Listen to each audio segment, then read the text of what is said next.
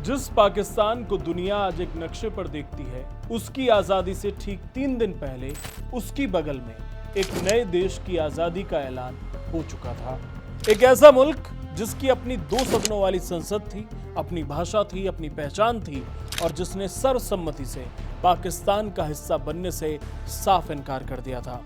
और इससे भी बड़ा ऐतिहासिक झटका यह है कि इस मुल्क को आजाद देश का दर्जा दिलवाने के लिए अदालत में कानूनी लड़ाई लड़ने वाले वकील कोई और नहीं थे, मोहम्मद अली जिन्ना थे। लेकिन फिर अचानक ऐसा क्या हुआ, जिस जिन्ना ने जिस मुल्क की आजादी की वकालत की, उसी ने कुछ ही महीनों बाद वहां अपनी फौज क्यों भेज दी? इस पूरे सियासी ड्रामे में दिल्ली का क्या रोल था? कलात के खान ने आधी रात को पंडित जवाहरलाल नेहरू को क्या गुप्त संदेश भेजा? और भारतीय गृह मंत्रालय के एक अधिकारी के सिर्फ एक बयान ने बलूचिस्तान का भूगोल हमेशा के लिए कैसे बदल दिया? नमस्कार, मैं हूं हर्ष और आप देख रहे हैं किस्से कहानियों का हमारा खास कार्यक्रम। तो किस्से कहानियों के इस एपिसोड में कहानी बलूचिस्तान की आजादी, जिन्ना के यू टर्न, नेहरू के एक बड़े फैसले और बंदूक की नोक पर लिखे गए उस इतिहास की, जिसने 77 साल पुरानी एक ऐसी आग को जन्म दिया जो आज भी धधक रही है। इस पूरी दास्तान को समझने के लिए हमें इतिहास के पन्नों को पलटकर 1947 के उस दौर में जाना होगा जब भारत पर ब्रिटिश हुकूमत का सूरज डूब रहा था और नए मुल्कों की सीमाएं खींची जा रही थी।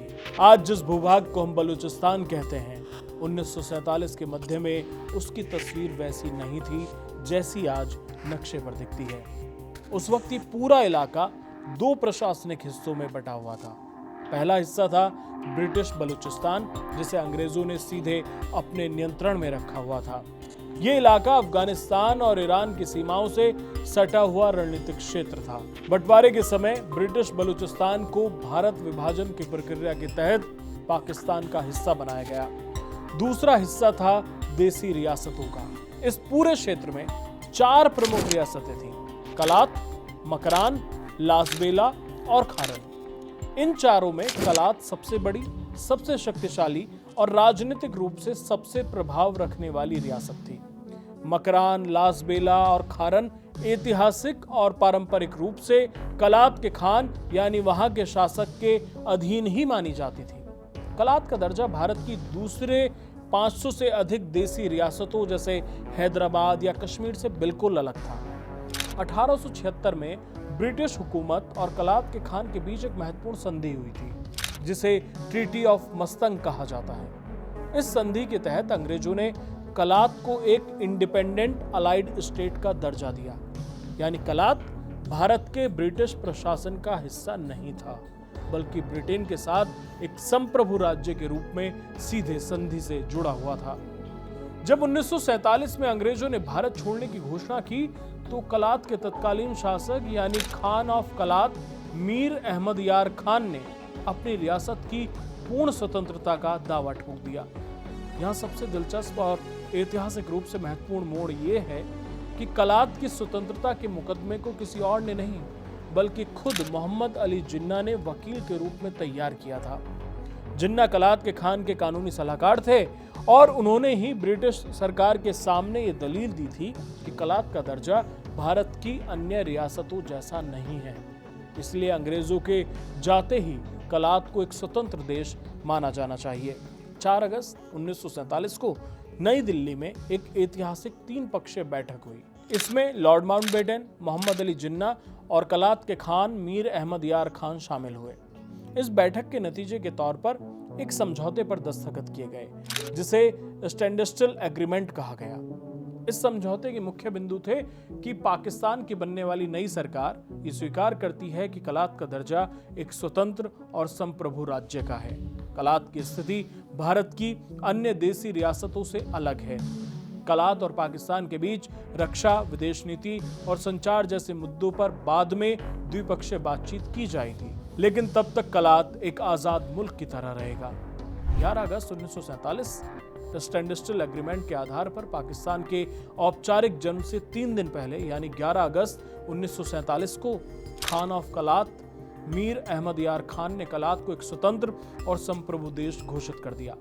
15 अगस्त को कलात की आजादी का औपचारिक जश्न मनाया गया। खान ऑफ कलात केवल राजा की तरह शासन नहीं करना चाहते थे। उन्होंने अपनी आजादी को संस्थागत रूप देने के लिए कलात में 2 सदनों वाली संसद की स्थापना की। दार उल उमरा यानी हाउस ऑफ लॉर्ड्स, इसमें बलूच कबीलों के सरदार और वरिष्ठ नेता शामिल थे।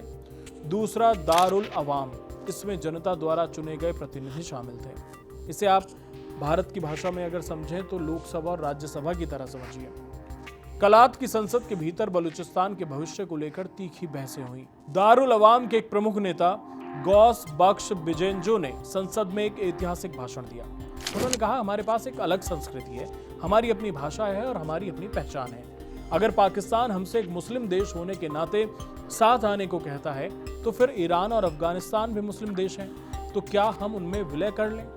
हम पाकिस्तान के साथ दोस्ताना संबंध चाहते हैं, लेकिन अपनी आजादी की कीमत पर नहीं चाहते।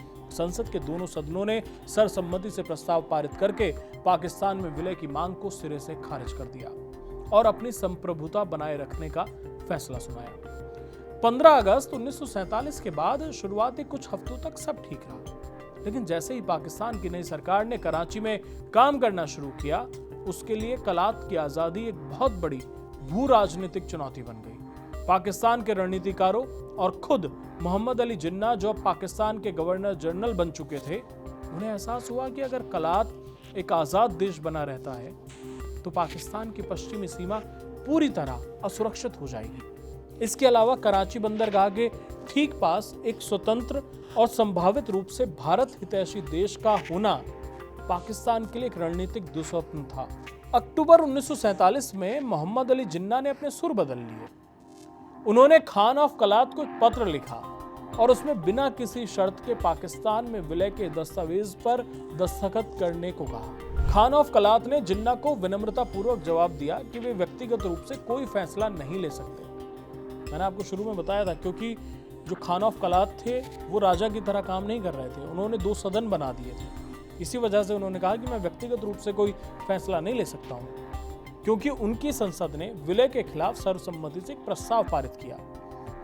जब सीधी बातचीत से काम नहीं हुआ तो पाकिस्तान ने बलूचिस्तान को घेरने की कूटनीतिक चालें चलना शुरू किया। जब कलात के खान झुकने को तैयार नहीं हुए तो पाकिस्तान सरकार ने अंग्रेजों का फंडा अपनाया, फूट डालो और राज करो। कलात रियासत के भीतर 3 छोटे क्षेत्र थे, जो मैंने आपको सबसे शुरू में बताया था कि ये टोटल 4 रियासतें थीं, कलात, मकरान, लासबेला और खारन। लेकिन कलात इनमें बड़ी थी और जो बाकी की 3 थी, मकरान, लासबेला और खारन, ये इसके अधीन काम करती थीं।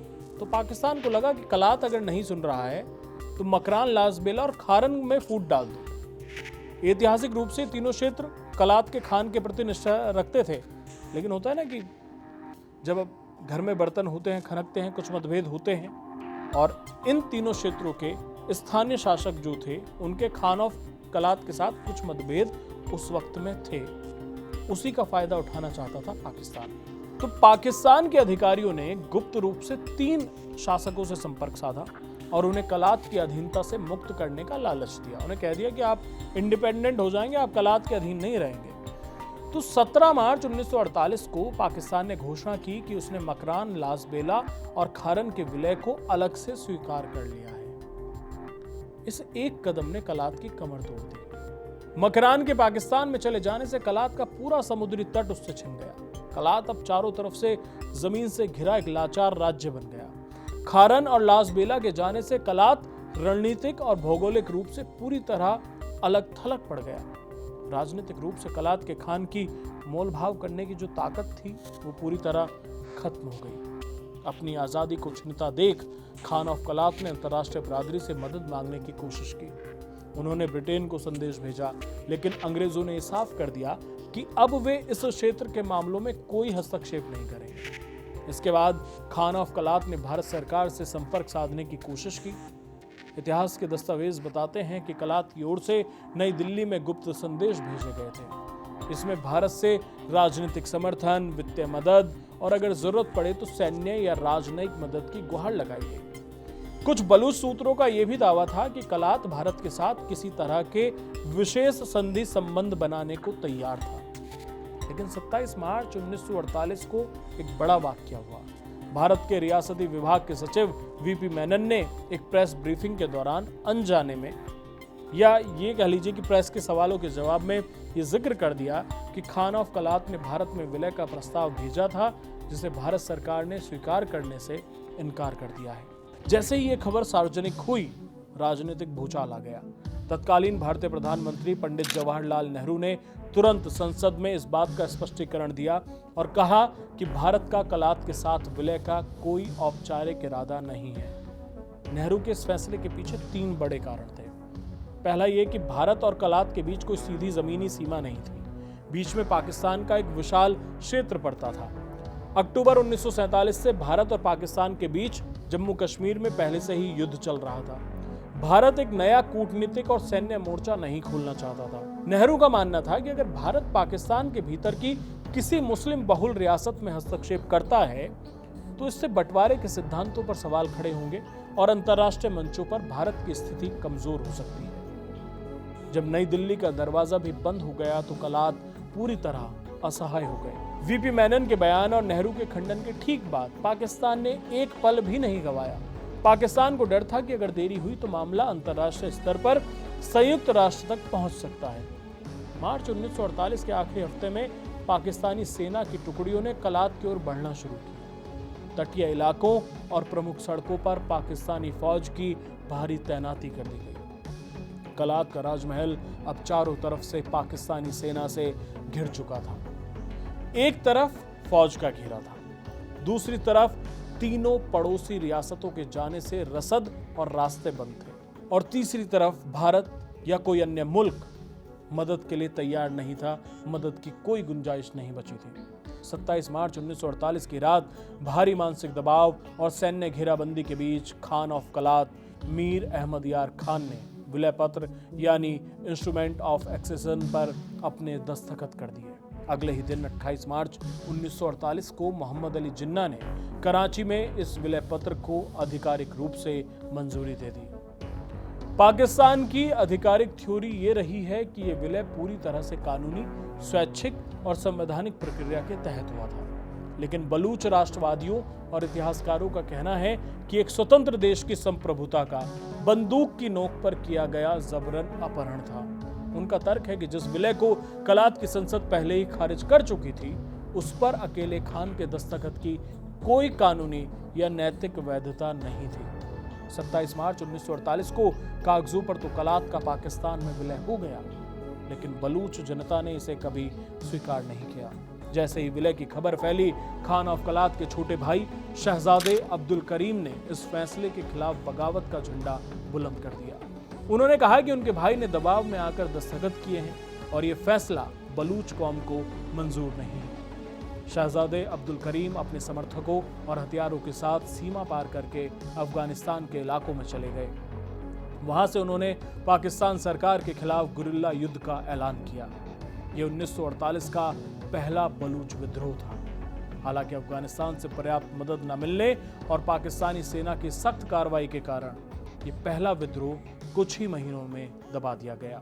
शहजादे अब्दुल करीम को बातचीत के बहाने बुलाकर छल से पाकिस्तान ने गिरफ्तार कर लिया और उन्हें लंबी जेल की सजा दी गई।